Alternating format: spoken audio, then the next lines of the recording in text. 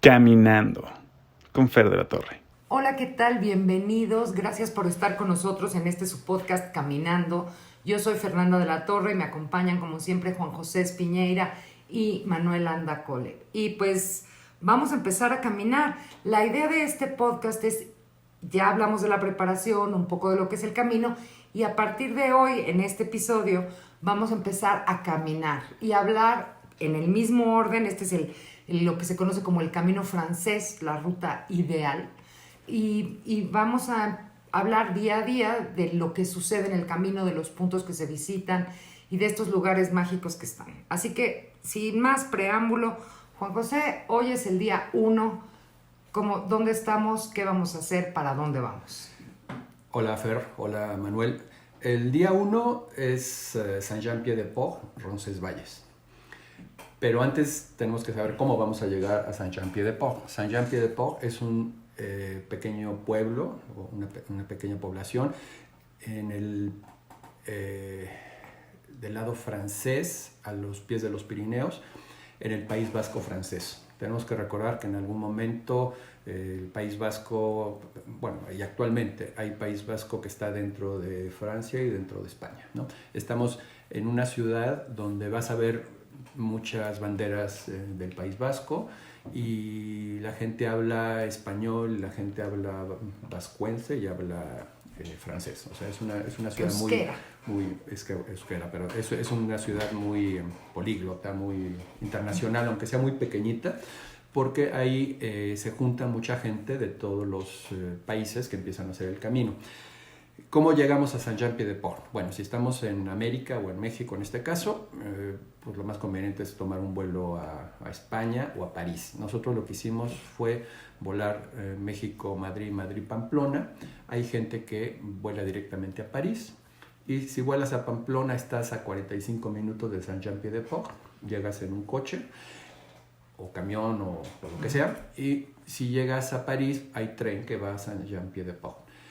Nuestra recomendación, y así alguien nos lo hizo saber en su momento, es que nos tomáramos unos 2 días, 3 días para aclimatarnos en todo el sentido, en el cambio de horas, en la altitud.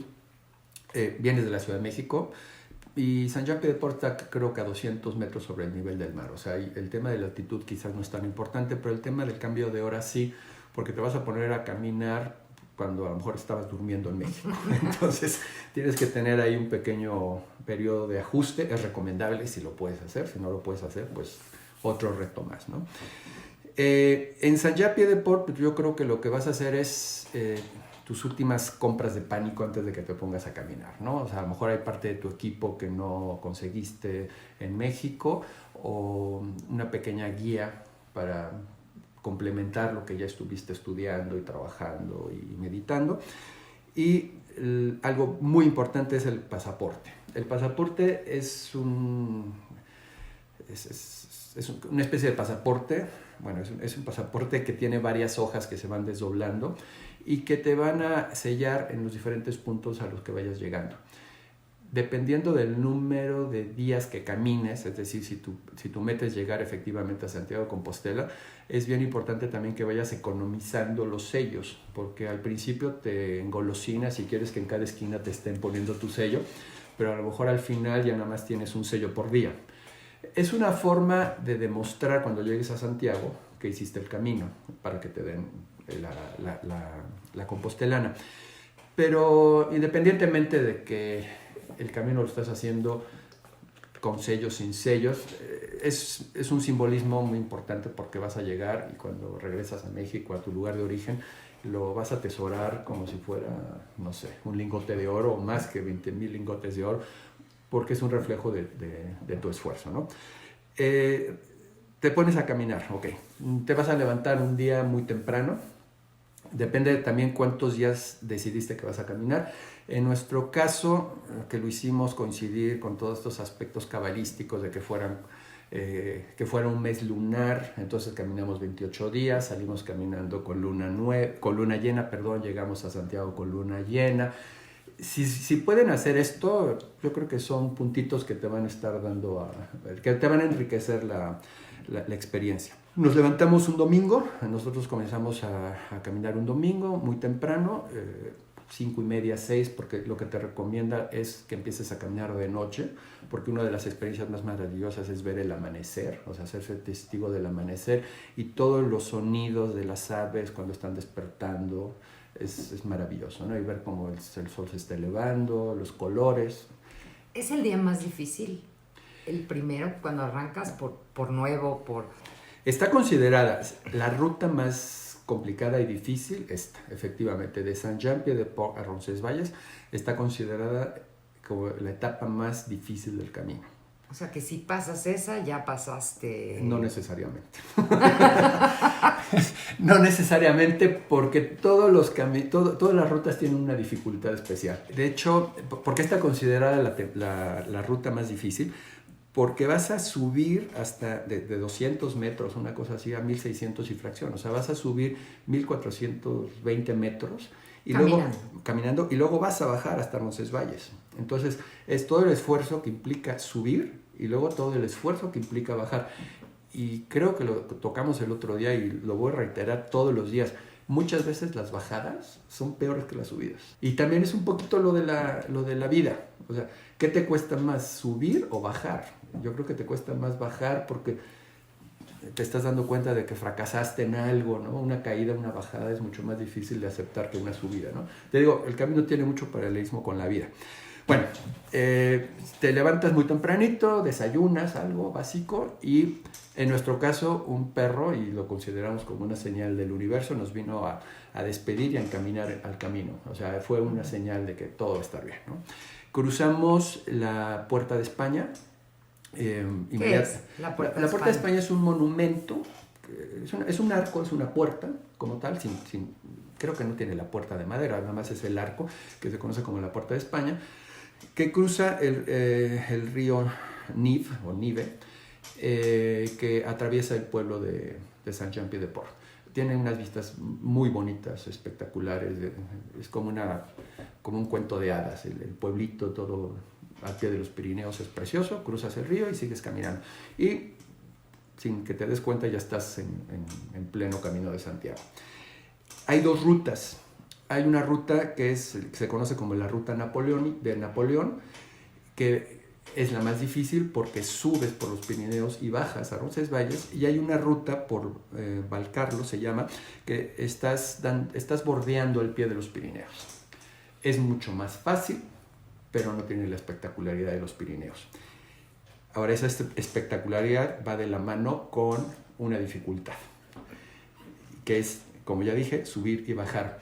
Y aparte la dificultad de que estás en los Pirineos tienen un clima muy cambiante, tú puedes salir con un sol radiante y de repente estás en medio de una tormenta, y a tal grado que esta ruta, la ruta de Napoleón, desde el 1 de noviembre hasta el 30 de marzo está cerrada. O sea, está prohibido que camines por ahí porque ha habido accidentes, por la nieve, por las tormentas que nombré anteriormente. Si pueden, por la temporada, y se lo marcan como un reto, hacer esta ruta, al final del día vas a decir, valió la pena. Te costó muchísimo, pero valió la pena. Entonces comienzas a caminar, generalmente hay 2, 3 albergues en la subida. Uno se llama Horizon y el otro se llama, el primero es el de Onto y luego el de Horizon, y sigue subiendo. Casi a la mitad del camino existe la Virgen de Biacorri, que en nuestro caso nos tocó una tormenta, la vimos a lo lejos, o sea, en medio de una niebla muy espesa, y intuimos que ahí estaba la Virgen, ¿no? Pero bueno, se supone que es una parada obligada, te desvías muy poquito del camino, a lo mejor unos 100 metros para llegar a los pies de la Virgen. Insisto, en nuestro caso la vimos a lo lejos porque lo que teníamos que hacer era caminar. Y, perdóname Juan, pero ¿cómo cruzas la frontera? Porque sales de Francia y llegas a España, entonces tienes que viajar, por supuesto, con tu pasaporte y demás documentos ¿O cómo le haces? Bueno, hay que recordar que estamos en la comunidad y que no hay fronteras, ¿no? Entonces, realmente yo no recuerdo haber pasado la frontera. O sea, la frontera, o sea, real es un camión que vende comida y que de anuncio dice, este es el último punto donde puedes comprar algo.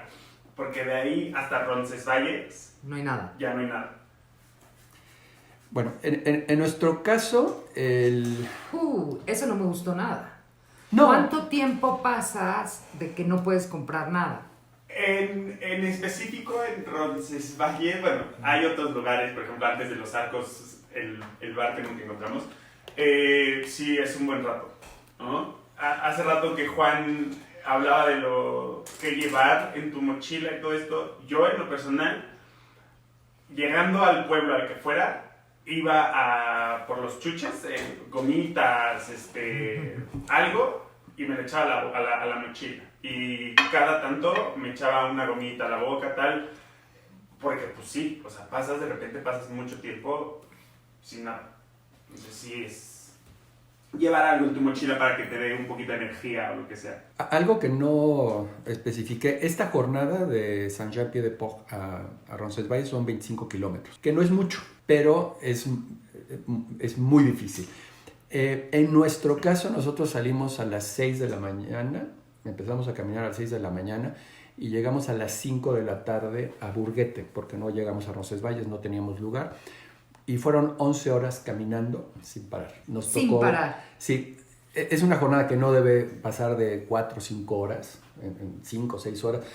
¿Qué fue lo que sucedió? Que al llegar al punto más alto de los Pirineos, que las vistas son increíbles, en un buen día puedes llegar a ver el mar, volteas, ves Saint-Jean-Pied-de-Port, y los Pirineos es un paisaje increíble. A partir de ese punto más alto nos tocó esta tormenta y hasta llegar a Roncesvalles. Entonces fue mucho más difícil porque íbamos caminando entre niebla, con temor tomando las precauciones para no tener ningún tipo de accidente, lluvia y todo este tipo de cosas. Ahora, algo también que, hablando de la seguridad, sucedió que a una peregrina, creo que era francesa, le tuvo un ataque de hipotemia y te das cuenta de que estás protegido. O sea, inmediatamente, yo no sé de dónde salió, un cuerpo de rescate y se la llevó a Roncesvalles. Y eso te da tranquilidad de que te pase lo que te pase, hay alguien ahí que te está viendo, que te van a ayudar, ¿no? A partir del punto más alto hasta Roncesvalles ya es una bajada y caminas por unos bosques de hayas increíbles. O sea, es un paisaje increíble. Toda la subida es desolada, entre comillas, porque vas caminando, pero no estás caminando por bosques, entonces tienes la posibilidad de ver todos los paisajes. Pero en el momento en el que empiezas a bajar, te internas en el bosque de hadas, ¿no? O sea, es un bosque completamente, dicen que es de los pocos bosques originales que existen en el camino, llenos de hojas, o sea, es increíble. ¿Y tenías la sensación, Juanjo, por ejemplo, a mí me pasa cuando voy a lugares con mucha historia que dices, ¿cuánta gente ha pasado por aquí? ¿Cuántos peregrinos han hecho este camino? ¿Cuánta historia han visto estos árboles? Bueno, eso y te lo van recordando. Por ejemplo, en una parte, ya pasando el punto más alto, ves la cruz de Roldán en el camino. La cruz de Roldán es un sobrino de Carlomagno, de la famosa batalla de Roncesvalles, y está ahí para recordarte que Roncesvalles fue un lugar muy importante en este tema de las batallas contra los árabes, porque la batalla de Roncesvalles no es contra los árabes, pero los árabes apoyan a la contraparte. A ver, cuéntanos un poquito, porque a lo mejor hay muchos aquí que nos están escuchando que no saben estas historias de batallas, empezando por tu servidor.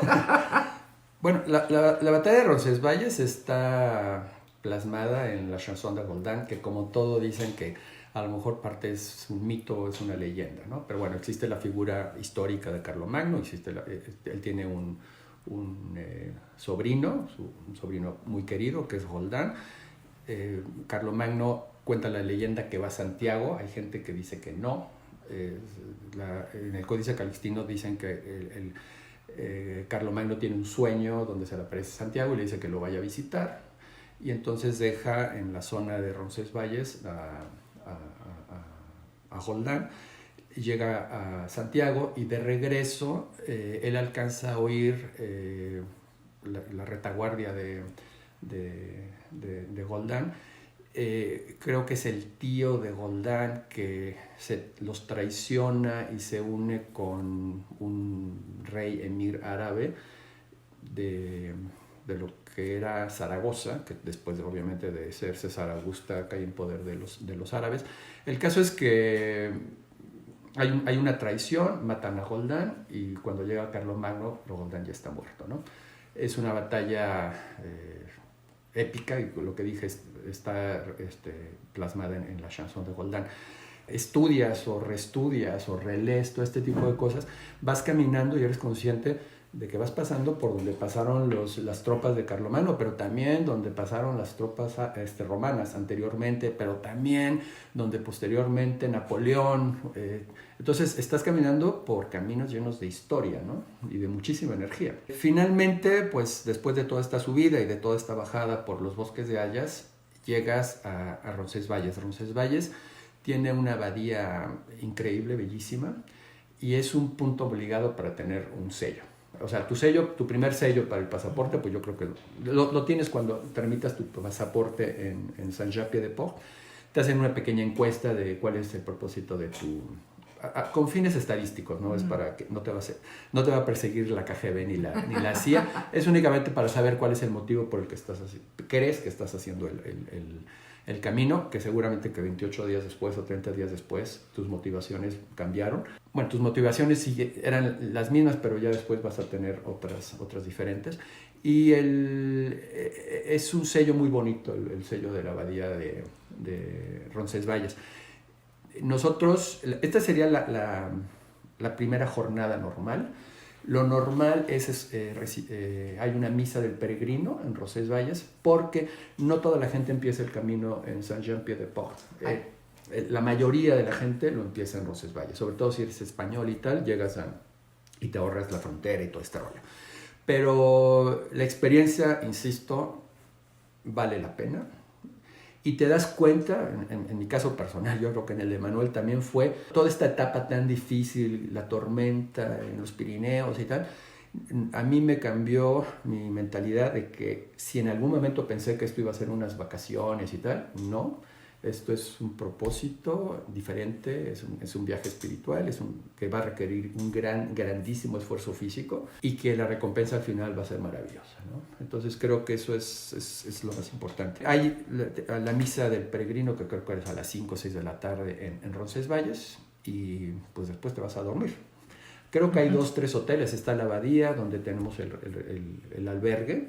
Los albergues cuestan, no sé, 3, 4, 5 euros, 6 euros, algo así. Pero también creo que hay 2 hoteles más en Roncesvalles. Nosotros no nos quedamos en Roncesvalles, aunque la jornada debe ser Saint-Jean-Pied-de-Port, Roncesvalles, 25 kilómetros. ¿Y hasta dónde caminaron más? En nuestro caso, como no teníamos la reservación, no habíamos conseguido, y eso que lo habíamos hecho 3, 4 meses antes, llegamos a un pueblito que se llama Burguete, que está a 3,5 kilómetros. Saliendo de Roncesvalles, pero esta ya es la segunda jornada, hay un letrero muy famoso que en todos los programas de YouTube o lo que veas, es el letrero donde pone cuántos kilómetros hay a Santiago, ¿no? Que pone 790.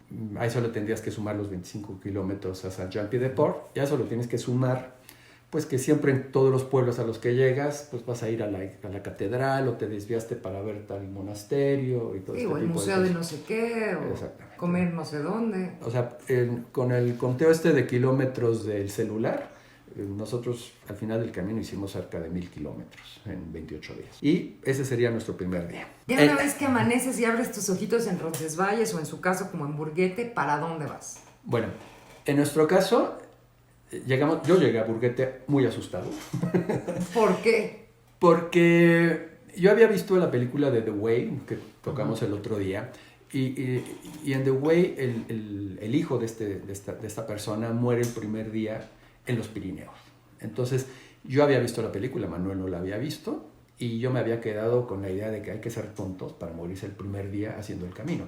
Pero cuando estás en los Pirineos, te das cuenta que si tienes la mala suerte de que te agarre una tormenta de niebla y de agua y con vientos y tal, pues que te puedes caer, te puedes resbalar y te puedes caer porque estás en montañas con una gran... no quiero utilizar la palabra precipicio, pero que si empiezas a rodar, pues sabrá Dios dónde acabas. Y es una historia real. Entonces yo llegué personalmente a Burguete muy asustado.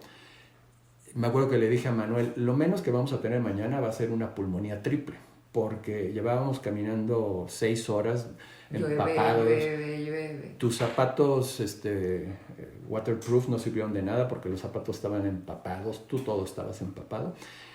Y bueno, pues yo creo que estábamos tan cansados que nos despertó el teléfono de Buen Camino, que es el servicio de maletas, para decirnos que no piensan bajar la maleta. O sea, y cuando bajamos con la maleta resulta que el hotel ya estaba vacío porque todo el mundo empieza a caminar temprano. Y nosotros, pues como señoritos, bajamos a desayunar 8:30, 9 y nos pusimos a caminar tarde.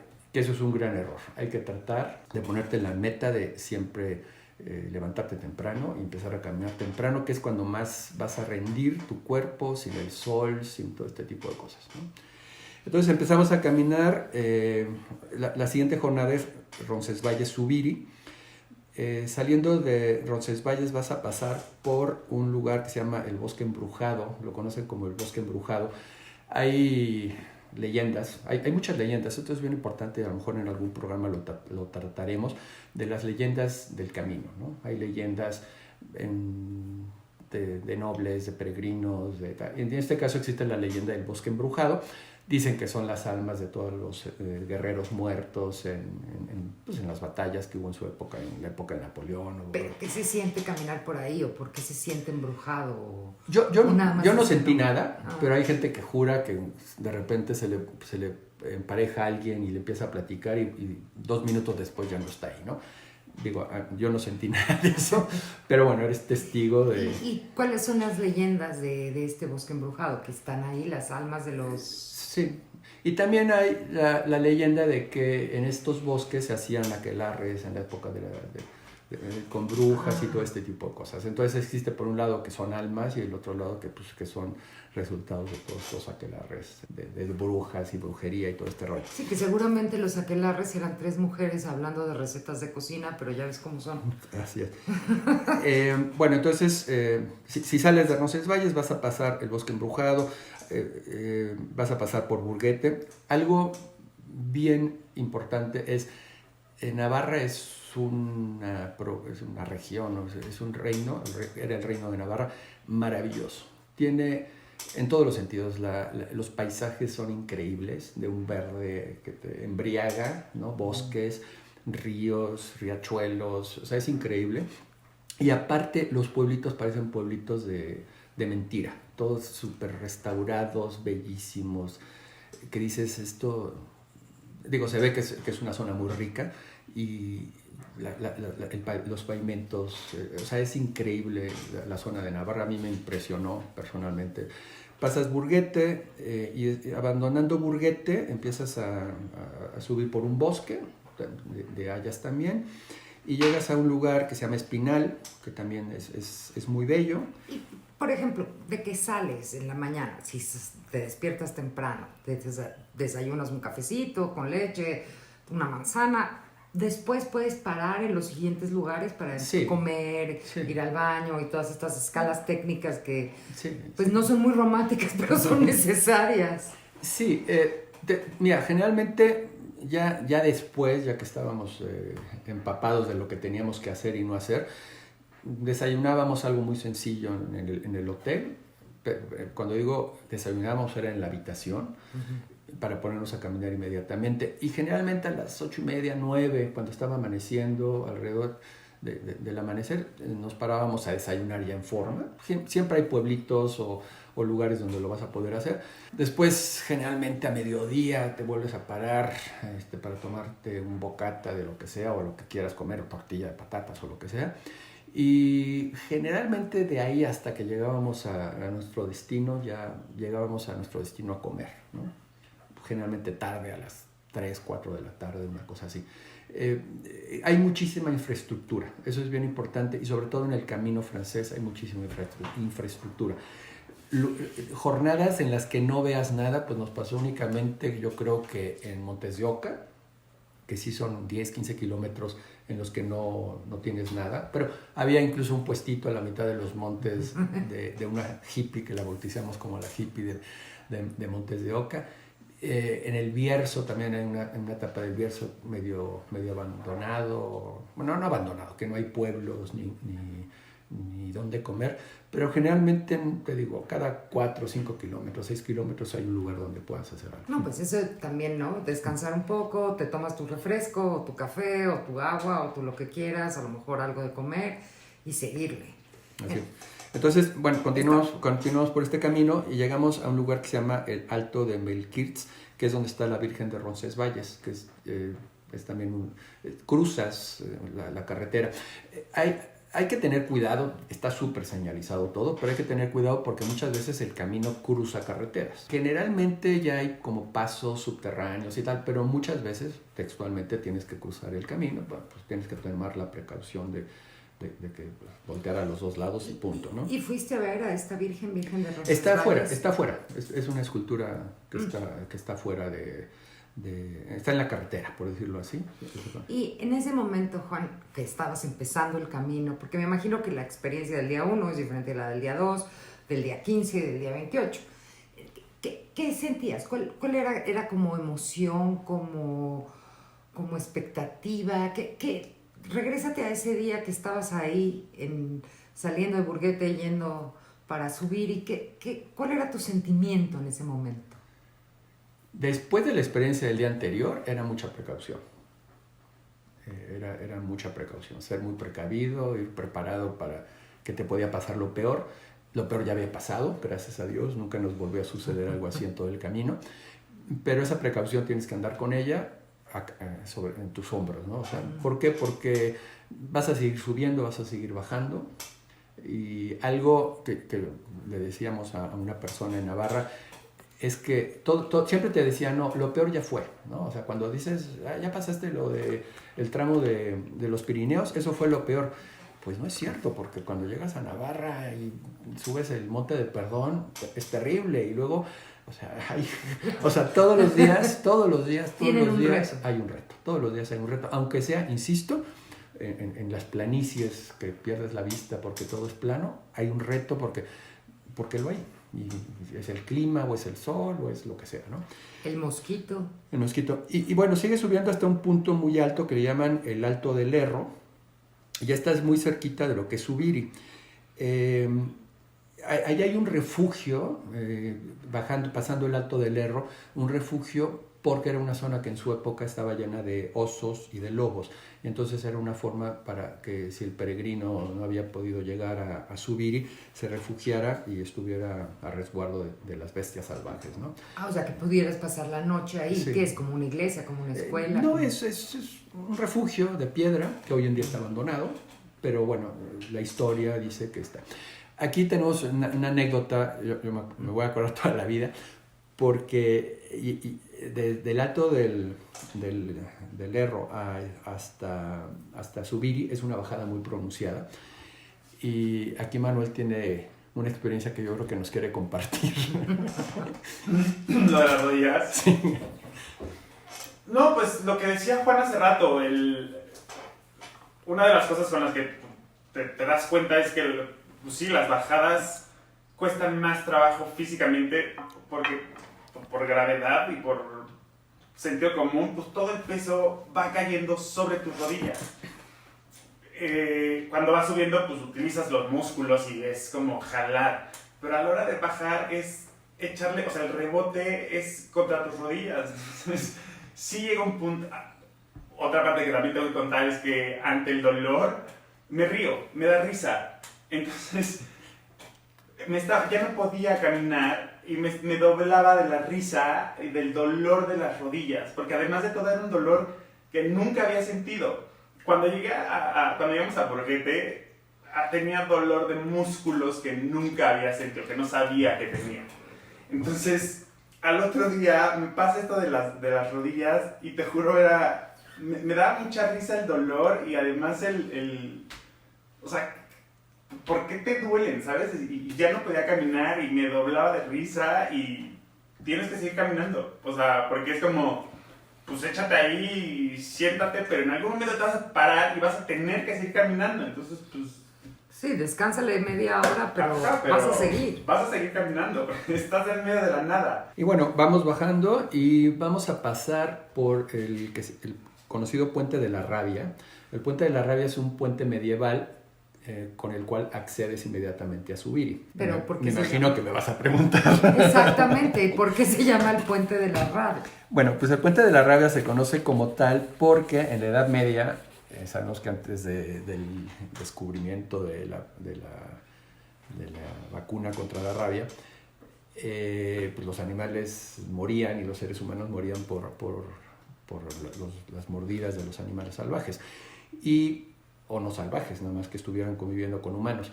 Se conocía el Puente de la Rabia porque la leyenda decía que todos los animales que cruzaban por el puente se curaban de la rabia inmediatamente, ¿no?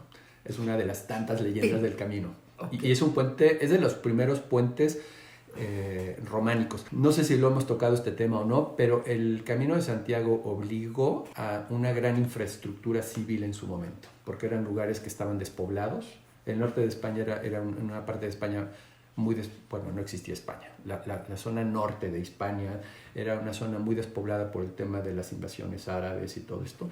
Entonces, cuando es necesario hacer esta ruta desde Europa hasta Santiago, pues implica obra civil, como hacer puentes para cruzar los ríos, y tiene que haber albergues. Ahí entran las órdenes mendicantes de Cluny y de Cister, empiezan a hacer conventos, la corona también como una forma de proteger a los peregrinos. Entonces tú eres consciente, según vas haciendo el camino, de la cantidad de puentes, por ejemplo, para cruzar ríos, y eso es muy, muy, muy visible en toda la zona de Navarra. Repito, es una zona donde tienes ríos a cada 2 metros, o sea, entonces es puentes y bellísimos, puentes muy bellos, sobre todo en esta zona de Navarra y un poquito La Rioja, ¿no? Sí, porque estamos hablando que todo esto es medieval, del siglo, ¿qué? ¿11? Sí, siglo X, siglo XI.